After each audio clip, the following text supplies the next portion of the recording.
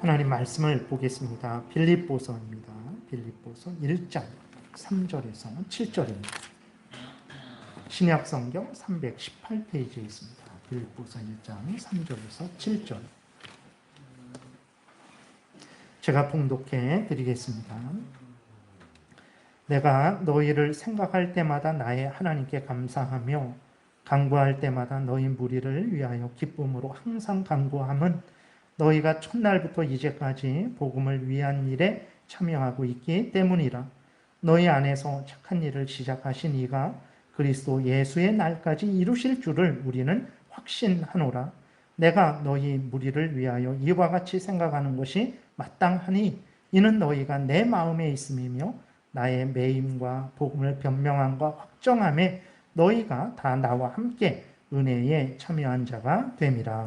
아멘. 기도드리겠습니다.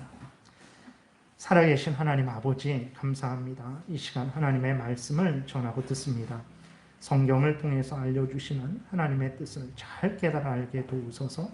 하나님이 알려주시는 대로 잘 믿고 따르게 도우소서.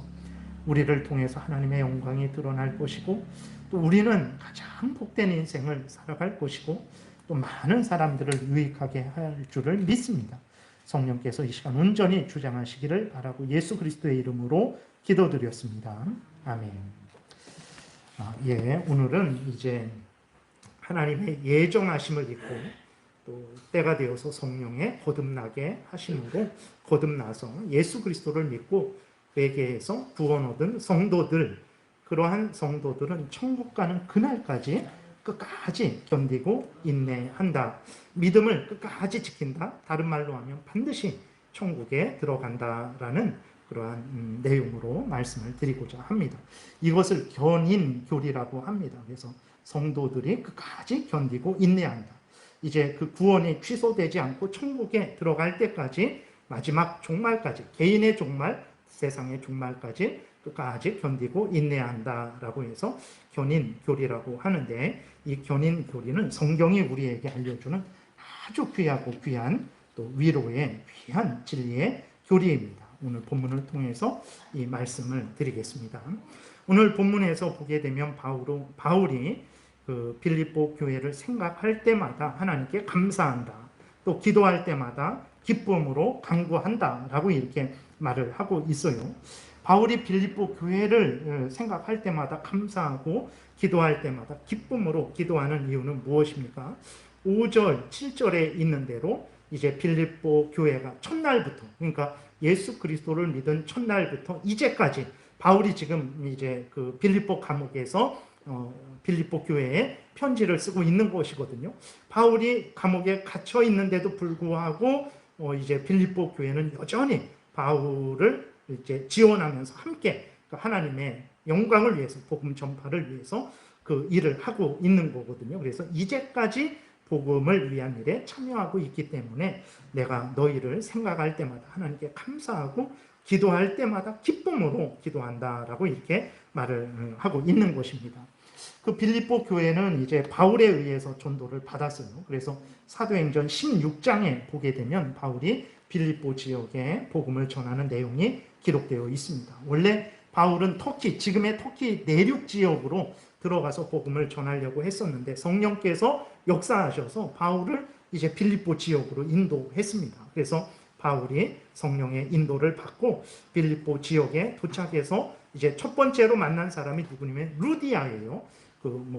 자주장사 루디아를 만납니다. 루디아는 이제 그 바울 일행에게 복음을 전할 수 있도록 집을 제공해요. 그래서 바울 일행이 이 루디아가 제공한 그 집을 근거로 해서 빌립보 지역에 두루두루 복음을 증거합니다. 그래서 예수 그리스도를 믿는 많은 사람들이 생겨서 빌립보 교회가 형성이 된 거예요. 그러니까 이렇게 빌립보 교회가 바울로부터 전도를 받은 이후로 한 번도 변함없이 항상 바울이 복음을 전할 때 마음으로 같이 하고 실제적으로 같이 하면서 물심양면으로 이제 바울을 지원해서 바울이 복음을 잘 증거할 수 있도록 이렇게 지원을 했던 거예요. 바울이 감옥에 갇혀 있는데도 이러한 지원이 끊이지 않았습니다. 심지어 빌립보 교회는 어느 정도까지로 지원을 했냐면 바울이 이 로마 감옥에 이제 갇힌 거죠. 가택 연금을 당한 상태입니다. 그때에 에바브로디도라는 사람이 2장에 기록되어 있는데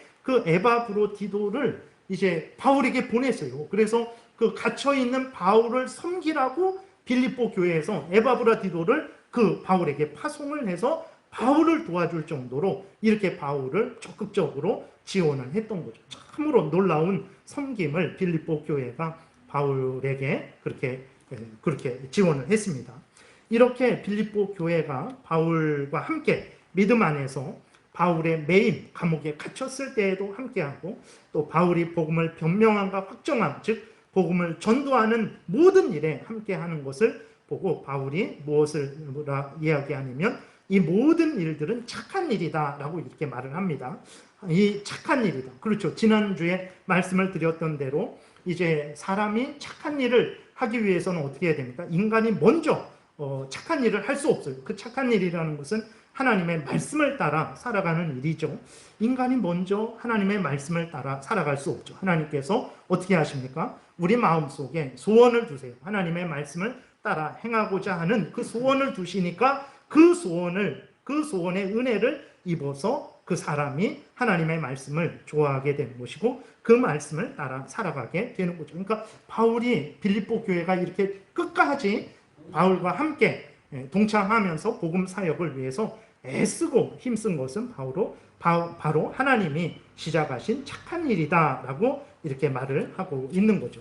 근데 여기에서 바울이 6절에서 하나님이 착한 일을 시작하셨다라고 했을 때 그 착한 일은 단순히 복음을 전하는 그 일만 말하는 것은 아니고 더 근본적으로는 무엇을 말하냐면 이제 예수 그리스도 안에서 죄 용서함을 받고 구원받은 그 일을 말하는 거예요. 그러니까 빌립보 교인들에게 이루어진 그 구원의 그 일을 바울이 말을 하고 있는 것입니다. 그래서 근본적으로 하나님이 빌립보 교회에 시작한 착한 일이라는 것은 바로 하나님께서 빌립보 교인들을 구원하신 그 일을 말하는 거예요. 그러니까 하나님께서 빌립보 교인들을 구원하셨기 때문에 빌립보 교인들이 바울과 함께 끝까지 함께하면서 이제 복음 전도의 사역에 이렇게 임할 수 있었다라는 것을 이제 바울이 말을 하는 것입니다. 그래서 우리가 분명히 기억해야 될 것은 하나님의 은혜 없이 누구도 거듭날 수 없어요. 하나님의 은혜 없이 누구도 먼저 구원받을 수 없습니다. 하나님의 은혜로만 먼저 구원을 받게 되는 거죠. 그래서 아직까지 계속 말씀을 드렸어요. 우리들의 지금 구원이 어떻게 이루어지는 것이냐면 이제 처음부터 말씀드렸죠. 하나님이 창세 전에 예정하심에 의해서 우리의 구원이 시작된 것이라는 것을 말씀드렸고 그 예정하신 대로 이루시기 위해서 하나님이 창조를 하신 거예요. 그 창조하신 모든 만물들을 하나님이 붙드셔서 섭리하셔서 하나님이 계획하신 그대로 지금 이루어지게 하고 있는 것입니다. 이러한 하나님의 섭리하신 가운데 때가 되어서 이제 우리가 성령으로 거듭나게 된 거죠. 그래서 성령께서 또 우리에게 말씀을 깨닫게 하셔서 우리가 죄인임을 깨달아 알고 회개하게 된 것이고 예수 그리스도가 구주라는 것을 우리가 분명히 깨달아 알고 예수 그리스도를 믿게 된 거예요. 그래서 우리가 이렇게 구원을 얻은 것입니다. 그리고 빌립보 교인들도 마찬가지예요. 빌립보 교인들이 먼저 하나님 앞에 나아간 것 아닙니다. 앞에서 말씀드렸지만 성령께서 역사하셔서 바울로 하여금 빌립보 지역으로 가게 하셨어요. 그러니까 바울은 터키 지역으로 가려고 했는데 그 반대 지역으로 성령께서 바울을 인도하신 거죠. 그러니까 빌립보 교회가 바울의 복음을 들은 것이 우연한 일이 아닙니다. 하나님의 역사에 의해서 복음을 듣고 이제 구원을 얻게 된 거죠. 그렇기 때문에 바울이 오늘 본문을 통해서 너희 안에 착한 일을 시작하신 하나님 그랬을 때 그 착한 일은 이제 구원의 일인데 그 일을 하나님께서 시작하셨다라고 이렇게 말씀을 하고 있는 것입니다. 그 다음 이렇게 우리가 또 더 생각하면 이 착한 일을 하나님께서 언제 시작하셨습니까?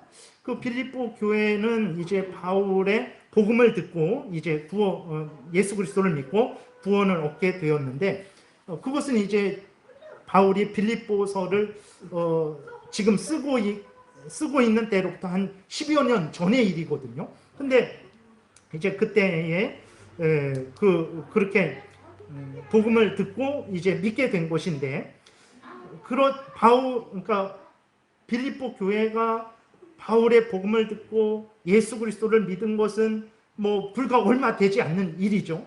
근데 이 일이 이루어지게 하시기 위해서 하나님은 언제부터 이 일을 하셨습니까? 성경에 보게 되니까 창세 전부터 이 착한 일을 시작하셨다, 이렇게 말씀을 하고 있는 거예요. 그러니까 빌립보 교회가 구원을 얻도록 하나님이 언제부터 역사하셨냐 그랬을 때 창세 전부터 하나님께서 계획하시고 역사하셨다라는 거예요. 빌립보 교회가 바울과 함께 하면서 물심양면으로 복음을 증거하는 그 귀한 사역을 동참을 했죠. 그 일을 하는 데 있어서 그 일이 언제부터 시작된 것이냐, 그러니까 그것은 창세 전부터 시작된 것이다 라고 성경이 분명히 말씀을 하고 있습니다. 그래서 에베소서 1장 4절에 보게 되니까 곧 창세 전에 그리스도 안에서 우리를 택하사 우리로 사랑 안에서 그 앞에 거룩하고 흠이 없게 하시려고 그 기쁘신 뜻대로 우리를 예정하사 예수 그리스도로 말미암아 자기의 아들들이 되게 하셨으니 라고 이렇게 분명하게 기록이 되어 있는 거예요. 그래서 빌립보 교회의 구원은 창세 전부터 시작된 겁니다. 바울이 전도한 것은 불과 한 10여 년 전, 20여 년 전 그 정도 되는 것이지만, 그러나 바울이 전도할 수 있도록, 그리고 그 전도한 것을 빌립보 교인들이 믿을 수 있도록 하나님이 그 일을 시작했는데, 언제부터 그 일을 시작했냐면 창세 전부터 시작하셨다라는 거예요. 우리의 구원도 마찬가지입니다. 우리가 이렇게 제일장로교회에 함께 모여서 예배를 드리게 됐잖아요. 이것이 내가 제일장로교회에 출석한 게 10년 전이든 20년 전이든 30년 전이든 우리는 그렇게 생각을 하죠. 그때부터 시작된 것 아닌가라고 생각을 하지만 아닙니다. 창세 전부터 하나님의 놀라우신 그 예정하심에 의해서, 섭리하심에 의해서 우리가 여기 이렇게 앉아있게 되었다라는 것을 우리는 항상 잊지 말아야 되는 것입니다. 하나님이 창세 전에 예정하시고 예정하신 대로 구원하시기 위해서 예수 그리스도를 이 땅에 보내시고 우리 대신 우리의 죄값을 지시고 십자가에서 죽게 하셨죠. 그리고 때가 되어서 하나님께서 성령과 말씀으로 우리를 부르신 거예요. 죄와 허물로 죽어있던 우리들을 거듭나게 하시고 말씀으로 깨닫게 하셔서 우리가 죄인이라는 것을 깨닫고 회개하게 하시고 예수 그리스도가 구주라는 것을 깨닫고 예수 그리스도를 믿어서 이렇게 빌립보 교회를 인도하신 것이고, 또 여전히 우리를 이 자리로 인도하셨다라는 것을 우리가 분명히 기억해야 됩니다. 그래서 구원 얻는 것은 인간이 먼저 그렇게 하나님 앞에 나아가는 것도 아니고 구원을 얻는 것도 아닙니다. 허물과 죄로 죽어 있었는데, 하나님의 원수로서 살아가고 있었는데, 사탄의 종로를 타는 자로서 살아가고 있었는데, 그 사람이 어떻게 먼저 하나님 앞에 나아갈 수 있습니까? 절대 그럴 수 없는 거예요. 오늘 바울이 6절에서 말하고 있는 대로 착한 일은, 구원의 일은, 선행을 하는 일은, 하나님의 말씀을 따라 살아가는 일은 하나님이 시작하신 일이라는 것을 우리가 늘 잊지 말아야 됩니다. 그 다음에 두 번째로 말씀을 드리는 것은 바울이 6절에서 하나님이 착한 일을 시작하신 것만 말하지 않습니다. 앞에서 말씀드렸던 견인교리, 그러니까 하나님께서 끝까지 우리를 지키시고 보호하셔서 하나님의 사람들이 끝까지, 마지막 날까지, 종말까지, 천국에 들어갈 때까지 믿음을 지킨다라는 그 내용을 이야기하고 있어요. 6절을 다시 보게 되니까 너희 안에서 착한 일을 시작하신 이가 그리스도 예수의 날까지 이루실 줄을 우리는 확신하노라, 이렇게 분명하게 말하고 있어요. 그러니까 무슨 말입니까? 하나님께서 빌립보 교회의 구원을 시작하셨죠. 바울을 보내셔서 복음을 듣게 하시고 그들이 예수 그리스도를 믿게 하시고, 그래서 그들의 죄를 용서하고 그들을 하나님의 자녀 삼아 주셨어요. 그게 구원하신 거예요. 근데 구원하신 다음에 이제는 내가 여기까지 너희들을 인도했으니까 앞으로는 너희들이 알아서 천국까지 걸어가라, 이렇게 말씀하신 게 아니에요. 시작하신 하나님께서 그 시작하신 일을 예수 그리스도의 날까지, 종말까지, 재림 때까지, 이 세상 마지막까지 하나님께서 그 시작하신 착한 일, 구원의 일을 끝까지 이루시겠다라는. 그러니까 성경은 이렇게 처음부터 끝까지 하나님께서 우리의 구원을 시작하셔서 끝까지 우리를 붙들어 주신다라는 그 말씀을 우리에게 하고 계세요. 보게 되면 또 요한복음 6장에 보게 되면 이렇게 기록되어 있습니다. 예수님이 이제 말씀을 하시는데 내가 하늘에서 내려온 것은 내 뜻을 행하려 함이 아니요 나를 보내신 이의 뜻을 행하려 함이니라. 나를 보내신 이의 뜻은 내게 주신 자 중에 내가 하나도 잃어버리지 아니하고 마지막 날에 다시 살리는 이것이니라. 내 아버지의 뜻은 아들을 보고 믿는 자마다 영생을 얻는 이것이니 마지막 날에 내가 이를 다시 살리리라 하시니라. 놀라운 말씀입니다. 보세요. 하나님이 예수 그리스도를 보내셨어요. 예수 그리스도를 보내셨는데 예수 그리스도를 보내신 하나님의 뜻이 무엇입니까? 하나님이 예수님에게 주신 자들, 하나님의 택한 백성들이죠. 창세전에 하나님이 택한 백성들이에요. 그 택한 백성들을 예수님에게 주셨어요. 예수님이 그들을 구원하라고, 예수님이 그들을 대신해서 죽으셔서 그들을 구원하라고 예수님에게 주셨어요. 그런데 그 예수님에게 주신 그 자들, 하나님이 창세전에 구원하시기로 택한 백성들을 하나도 잃어버리지 않는 것이 하나님의 뜻이에요. 하나님이 예수님을 향해서 가지신 뜻이 있는데 그것이 무엇이냐면 하나님의 택한 모든 백성들을 한 명도 잃어버리지 않고 구원하는 것이 하나님의 뜻이라는 거예요. 그 다음에 뭐라고 또 말씀을 하고 있습니까? 39절에 보게 되니까 나를 보내신 이의 뜻은 내게 주신 자 중에 내가 하나도 잃어버리지 아니하고 마지막 날에 다시 살리는 이것이다. 이게 하나님의 뜻입니다. 그러니까 오늘 1장 6절에서 말씀하고 있는 대로 그것은 어떻게 이루어집니까? 하나님이 창세전에 구원하시기로 계획하셔서 시작하신 그 일을 마지막까지 하나님이 이루신다라는 이 말씀이나 오늘 요한복음 6장에서 우리가 읽은 이 말씀이나 동일한 말씀입니다. 같은 말씀입니다. 그러니까 하나님의 뜻은 하나님이 선택하신 자들 중에서 하나도 잃어버리지 않는 것이기에 예수 그리스도께서 마지막 날에 세상 끝날에 재림하실 때에 모두 다시 살리겠다. 이렇게 예수님이 40절에서도 말씀하시죠. 내 아버지의 뜻은 아들을 보고 믿는 자마다 영생을 얻는 이것이니 마지막 날에 내가 이를 다시 살리리라. 분명하게 이렇게 말씀을 하고 있습니다. 여러분, 예수 그리스도께서 말씀하신 이 말씀이 거짓말입니까? 절대 그러지 않죠. 정말 하나님의 뜻입니다. 하나님의 뜻은 하나님이 택한 백성들이 하나도 잃어버리지 않는 거예요. 그래서 예수님이 뭐라고 그랬습니까? 내가 하나님의 뜻대로 그 모든 백성들을 마지막 날에 다시 살리겠다라고 예수 그리스도께서 아주 분명하게 말씀을 하시는 거죠.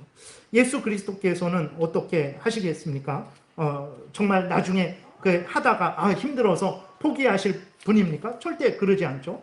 예수 그리스도는 하나님의 뜻대로 마지막 날에 재림 때에 이 세상 종말 때에 하나님의 모든 택한 백성들을 반드시 살리실 거예요. 그것이 성경에서 우리에게 알려주는 것입니다. 만약에 여러분 하나님의 뜻은 하나님의 택한 백성들 중에 하나라도 잃어버리지 않는 것이 하나님의 뜻인데 이제 그 중에 한 명이라도 잃어버리는 일이 생긴다. 그러면 그것은 하나님의 뜻이 이제 꺾여진 거죠. 하나님의 뜻이 실패된 것입니다. 그리고 예수님에게 모든 하나님의 택한 백성들을 구원하라고 하나님께서 말씀을 하셨는데 한 명이라도 잃어버린다, 한 명이라도 지옥에 간다, 그러면 예수 그리스도께서 하나님의 뜻을 온전히 성취하지 못한 거가 되는 거예요.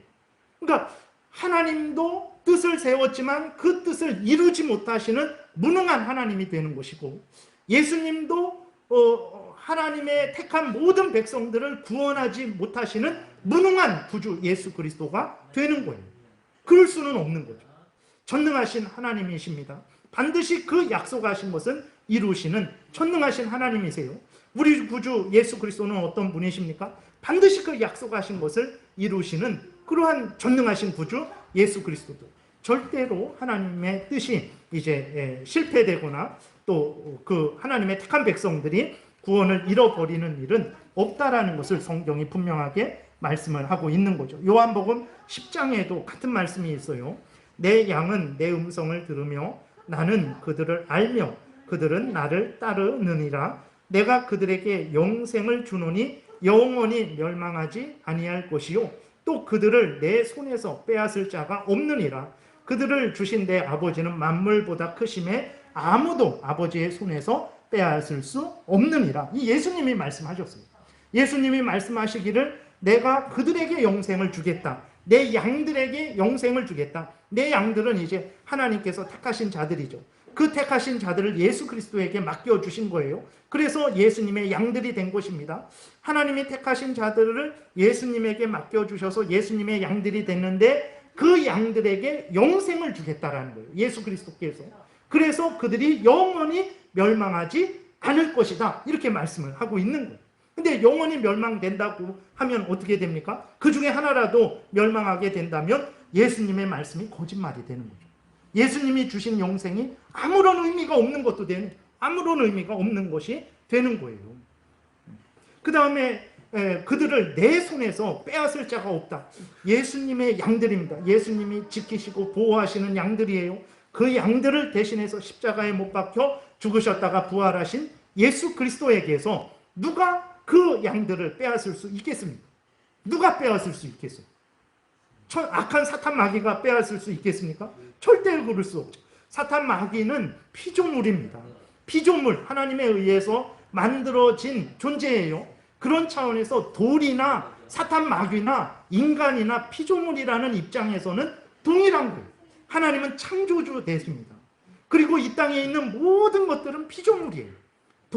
우리가 피조물이라는 입장에서 돌이나 뭐 나무나 그 아무런 차이 없는 거예요. 다만 하나님의 은혜로 하나님의 형상을 입은 존재가 되어서, 형상을 가진 존재가 되어서 우리가 존귀하게 대우를 받는 것이지, 피조물이라는 입장에서는 돌과 같은 피조물입니다. 하나님의 명령에 의해서 생겨난 거예요. 천사도 마찬가지입니다. 하나님의 명령에 의해서 생겨난 존재예요. 근데 그러한 피조물들이 창조주 하나님의 손에서 하나님의 백성들을 빼앗을 수 있다? 그것은 하나님을 모독하는 거예요. 어떻게 그럴 수 있습니까? 그럴 수 없는 거예요. 아무리 사탄 마귀가 악하고 대단할지라도 하나님의 주권 하에 있는 피조물이라는 것을 우리가 분명히 기억해야 되죠. 그렇기 때문에 예수 그리스도께서 그들을 내 손에서 빼앗을 수도 없고, 그들을, 하나님의 택한 백성들을 아버지, 만물보다 크신 아버지 손에서 빼앗을 수 없다라고 이렇게 말을 하고 있는 거예요. 그러니까 예수 그리스도께서 이제 그 양들을 지키시고 보호하신다라는 거죠. 하나님이 그 하나님의 택한 백성들을 끝까지 지키시고 보호하신다는 거예요. 아무도 그 양들을, 하나님의 백성들을 빼앗지 못하게 하신다는 거예요. 그렇기 때문에 성경은 이제 오늘 그 6절에서 읽은 대로 그 구원을 하나님께서 시작하셨는데 그 구원을 시작하신 하나님께서 끝까지 이루신다라는 거예요.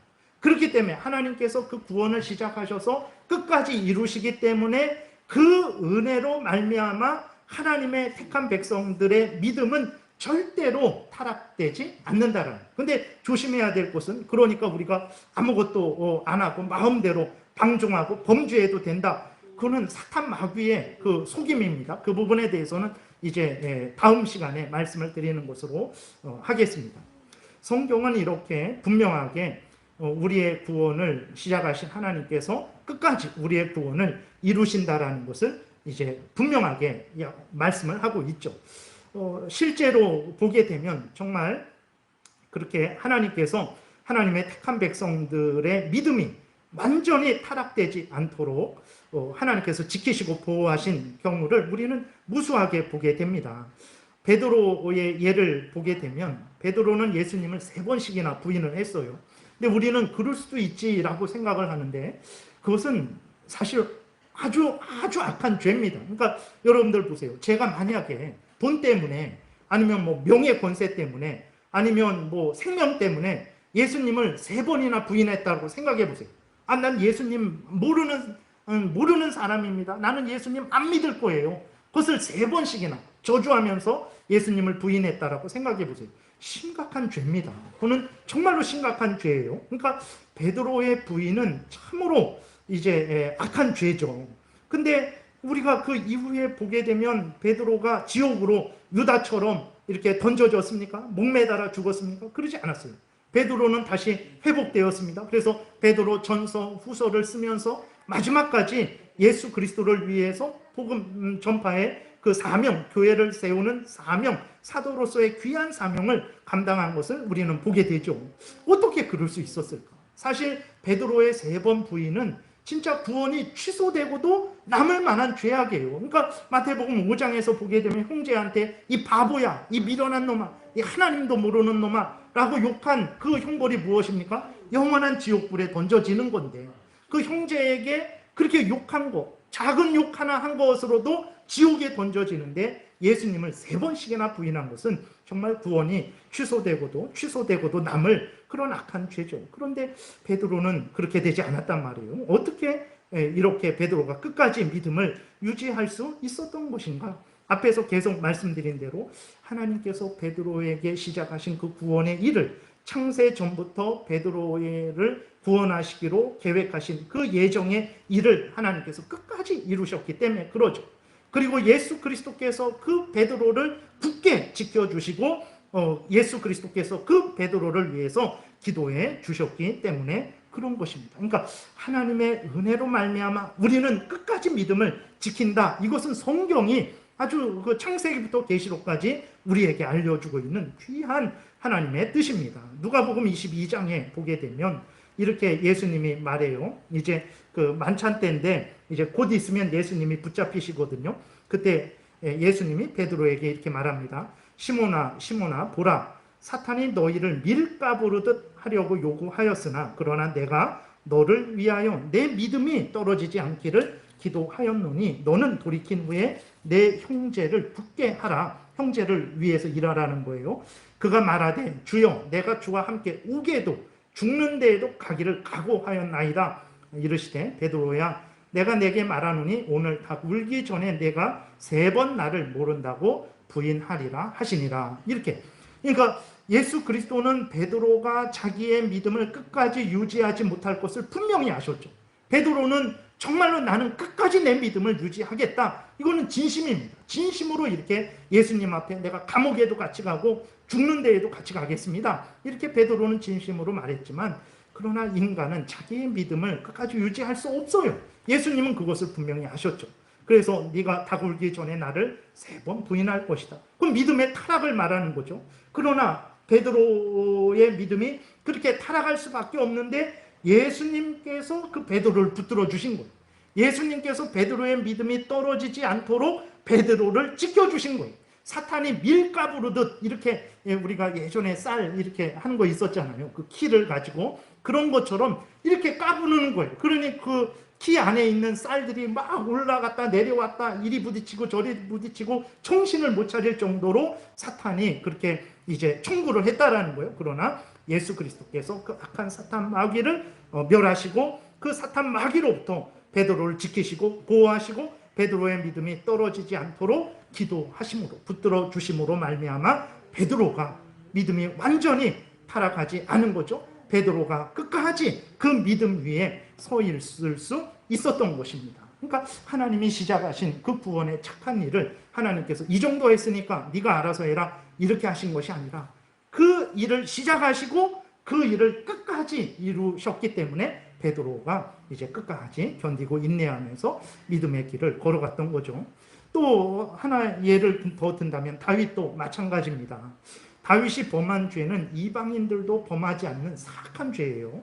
그러니까 다윗이 밧세바와 간음을 하는데 그 밧세바가 목욕하는 것을 보고 신하를 시켜서 알아봅니다. 누구인지 알아봐라 이렇게 다윗이 말해요. 그래서 그 신하를 통해서 밧세바가 유부녀라는 것을 알았어요. 그것도 자기의 충신인 우리아의 아내라는 것도 알았습니다. 근데도 다윗이 그 밧세바를 불러오라 그런 거예요.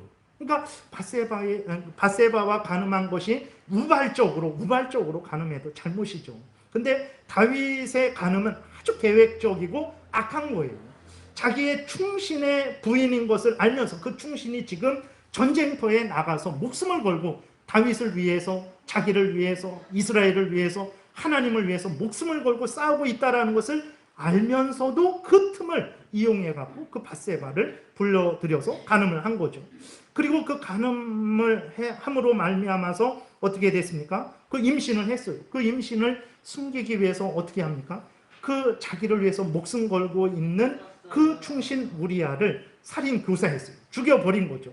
그리고 그것을 1년 동안 숨긴 거예요. 아무도 모르게. 그러면서 항상 예배 안식일마다 하나님께 제사 드리고 절기 때마다 하나님께 제사 드리는 그 일을 1년 넘게 아기가 태어날 때까지 그렇게 했던 거예요. 그러니까 참 다윗의 이러한 것을 보게 되면 다윗이 사람인가 짐승인가, 오늘날에 이런 사람이 있다라고 생각해 보세요. 온 뉴스나 신문지상을 도배하지 않겠습니까? 다윗이 행한 일은 참으로 악한 죄악이죠. 근데 다윗의 그 삶을 우리가 보게 되면 다윗은 끝까지 하나님을 믿고 경외한 것을 우리는 성경을 통해서 확인하게 됩니다. 어떻게 그럴 수 있었을까? 앞에서 말씀드린 대로 하나님께서 다윗에게 구원의 일을 시작하셨는데, 그 시작하신 것은 언제부터입니까? 창세 전부터 시작하셨는데, 그 시작하신 그 구원의 일을 하나님께서 끝까지 붙들어 주시고 지켜주시고 또 그 일을 이루어 주셨기 때문에 다윗의 믿음이 완전히 타락하지 않은 거죠.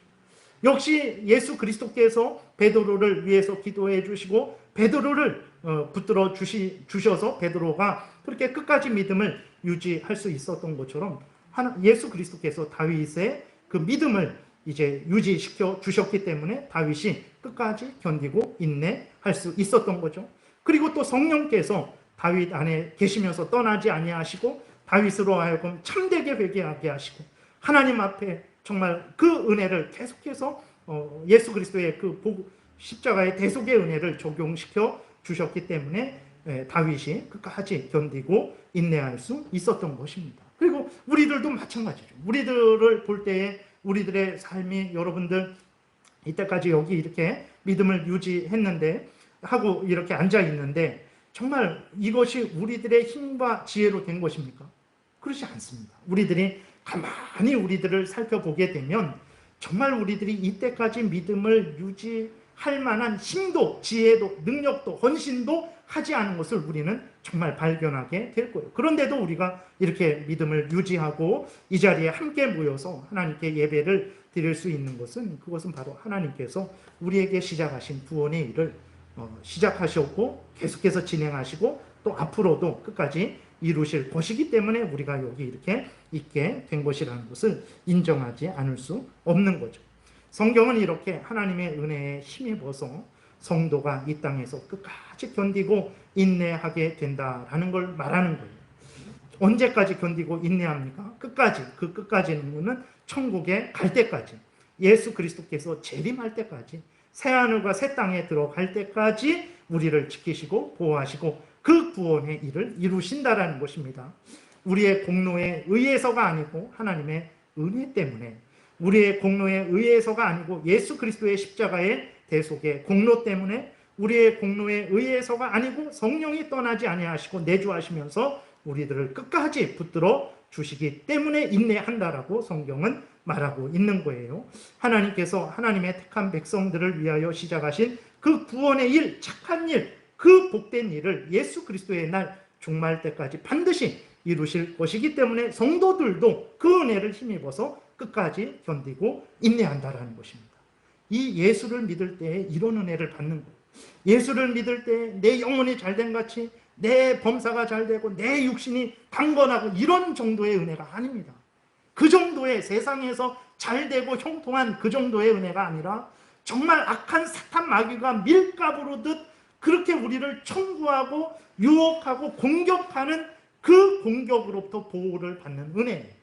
끊임없이 우리의 죄성이 날마다 순간마다 솟구쳐서 정말 하나님을 믿고 섬길 수 없을 정도로 우리를 지배할 수 있는데도 우리의 죄성으로부터 우리를 지켜주시고 보호하시고 우리의 믿음을 지켜주시고 보호하시는 그러한 죄로부터 보호해 주시고 인도하시는 그러한 은혜를 우리가 받고 있는 곳입니다. 우리가 어떻게 하나님 앞에 감사하지 않을 수 있겠습니까? 이러한 은혜를 주신 하나님을 우리는 어떻게 더 사랑하지 않을 수 있겠습니까? 어찌 이러한 은혜를 우리에게 주신 하나님을 위하여 살지 않을 수 있겠습니까? 그런데도 우리는 이런 설교 말씀을 듣고 이런 성경 본문을 보고 감사하고 또 나아가서 여전히 범죄하고 여전히 하나님의 영광을 위하지 않고 우리의 탐욕을 위하고 여전히 하나님 말씀 따라 살아가지 않고 우리의 욕심을 따라서 하나님의 말씀을 어기며 살아가는 거예요. 근데도 다음 주에 우리가 이 자리에 모여서 예배를 드리겠죠. 왜 어떻게 우리가 다음 주에 예배를 드리겠습니까? 그렇게 배은망덕한 삶을 한 주간만 산 게 아니라 50년, 60년, 70년을 살아왔는데도 어떻게 우리가 다음 주에 예배를 드린다라는 그러한 확신을 가지고 있습니까? 하나님께서 신실하게 우리에게 시작하신 그 착한 일을 예수 그리스도의 날까지 이루실 것이기 때문에 그런 거죠. 다윗에게 그런 은혜를 주신 것처럼, 베드로에게 그런 은혜를 주신 것처럼, 모든 하나님의 택한 백성들에게 그런 은혜를 주신 것처럼 우리에게도, 우리는 한없이 정말 우리 행위로 따지면 영원한 지옥불에 던져져 마땅하지만 하나님이 이러한 우리를 불쌍히 여겨주시고 사랑하여 주셔서 이러한 우리를 우리 구주 예수 그리스도께서 대신 십자가에 못 박혀 죽으심으로 말미암아 성령께서 이러한 우리를 지키시고 보호하심으로 말미암아 그 은혜에 힘입어서 우리가 이제 다음 주에도 여기 이렇게 여전히 모여서 하나님께 예배를 드릴 것이다, 이런 생각을 하는 거예요. 그리고 실제로 그런 은혜를 누리는 거죠. 하나님이 예수 그리스도를 믿는 자에게 주시는 은혜가 이 정도의 은혜라는 것을 우리가 기억을 해야 되는 것입니다. 그래서 그렇기 때문에 이러한 은혜를 받은 우리들은 이러한 은혜를 주시는 하나님을 더욱 사랑해야 되고, 더욱 가까이 해야 되고, 더욱 의지해야 되는 거죠. 더욱 하나님의 영광을 위해서 살아야 되고, 더욱 하나님의 말씀대로 살아가지 않을 수 없는 것입니다. 그래서 그리고 이러한 은혜를 알기 위해서 여러분들이 더욱 개인적으로 또 이렇게 하나님의 말씀을 읽으셔야 되고, 또 공적으로 예배 시간에 설교를 들어야 되고, 또 세례와 성만찬에 믿음으로 참여해야 되고, 또 기도하는 그러한 삶을 살아가야 돼요. 그래야 이러한 하나님의 은혜를 더 깨달아 알고, 더 분명히 알고, 더 힘을 얻고 더 위로를 얻는 것입니다. 그래서 오늘 여기까지 말씀을 드리고, 다음 시간에는 앞에서도 잠깐 말씀드렸지만 하나님이 그럼 예정하신 그것을 반드시 이루신다, 반드시 이루어질 것이다, 그러면 우리의 그 타락한 본성은 어떤 생각을 하게 되냐면, 그럼 내가 좀 게을러도 되는 것 아닌가? 그럼 내가 범죄해도 되는 것 아닌가? 왜냐하면 하나님이 계획하신 것은 끝까지 이루실 것이기 때문에 그래도 되는 것 아닌가? 실제로 그러한 사악한 자들이 있었어요. 그것은 사탄의 교묘한 그러한 아주 속임이죠. 그것이 잘못되었다라는 것에 대해서 말씀을 드리고, 또 히브리서 6장 같은 경우에 보게 되면 구원이 취소되는 것 같은 그러한 말씀이 본문에 있는 것을 보게 됩니다. 그랬을 때 그럼 그러한 본문은 무엇인가, 그런 의미가 어떤 것인지에 대해서 또 이렇게 살펴보겠습니다. 그래서 그것은 구원이 취소되는 본문이 아니고 이제 그들은 택함 받지 못한 자들이죠. 그렇게 해석을 합니다. 장로교에서는 역사적으로, 전통적으로, 또 공교회적으로 그렇게 해석을 해요. 그래서 그러한 부분들에 대해서 살펴봐서 다시 한번 우리에게 착한 일을 시작하신 하나님께서 그리스도 예수의 날까지 이루신다라는 이 귀한 진리의 말씀이 사실이라는 것을 다시 한번 확인하는 시간을 갖겠습니다. 기도드리겠습니다. 살아계신 하나님 아버지, 감사합니다. 우리는 이 말씀을 전하고 들으면서도 아직 이 말씀의 의미가 얼마나 크고 깊고 넓고 높은지를 잘 깨달아 알지 못합니다. 얼마나 큰 위로의 말씀이고 능력의 말씀인지 알지 못합니다. 하나님 불쌍히 여겨주시고 또 용서하여 주시고 또 더 큰 은혜를 내려주셔서 이 말씀의 의미를 깊이 깨달아 알게 하셔서 이 땅 험한 인생을 살아가는 중에 두려워하지 말게 도우소서. 하나님이 시작하셨고 반드시 이루실 것이라는 것을 굳게 믿고 어떤 형편 처지일지라도 담대하게 당당하게 살아가게 도우시고 항상 하나님을 더 의지하게 도와주옵소서. 예수님 이름으로 기도드렸습니다. 아멘.